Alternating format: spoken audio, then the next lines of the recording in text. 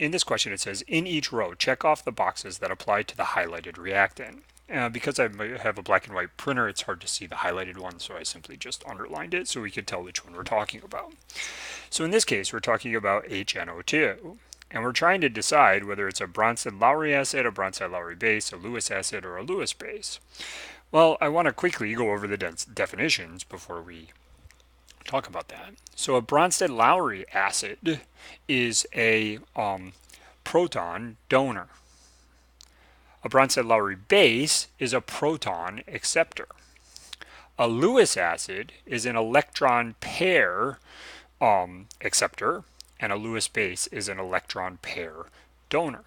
So those are basically the definitions. I should also note that if something is a Bronsted-Lowry acid or a Bronsted-Lowry base, it is also a Lewis acid or a Lewis base. However, something could be a Lewis acid or a Lewis base without being a Bronsted-Lowry acid or Bronsted-Lowry base.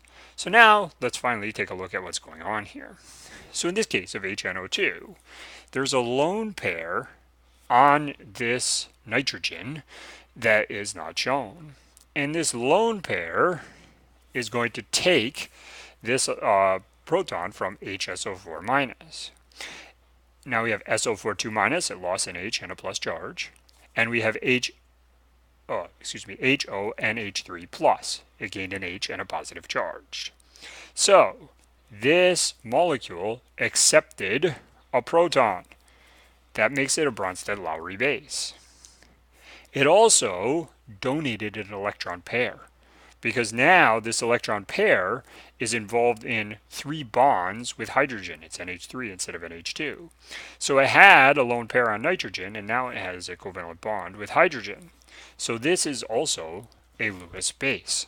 Note that whenever something is a Bronsted-Lowry base, a proton acceptor, it is also a Lewis base. Let's look at this case in HCl. Here we have a lone pair on water. There are actually 2, but I'm only showing 1.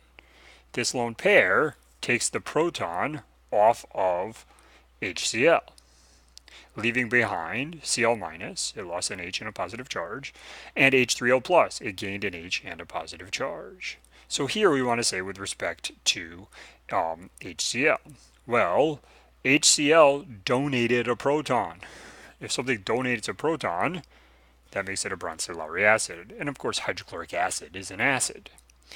It is also a Lewis acid because this proton accepted the lone pair from hydrogen. It is now in a covalent bond with 3 hydrogens instead of just 2. So oxygen had a lone pair, now it has an extra covalent bond, so this also acted as a Lewis acid. Let's look at the last case. In this case, we have Al3 plus interacting with 6 waters. So if we look at aluminum here, it's going to bond, or at least interact with, I don't know the exact correct terminology that we should use here, with 6 water molecules. I'm going to write them like this, like so. So these lone pairs of oxygen are interacting with the aluminum. So aluminum has accepted electron pairs. If something accepts electron pairs, it's a Lewis acid. However, notice, in all cases, these are just water, and I should have written them all as OH2, but this is OH2, OH2, OH2, which is just water. The proton has not actually been transferred. No proton has been transferred here. You can see that by looking at the reaction or by looking at the diagram here. No proton has been transferred. Since a proton has not been transferred, this is not a Bronsted-Lowry acid because it didn't accept the proton. It didn't donate a proton.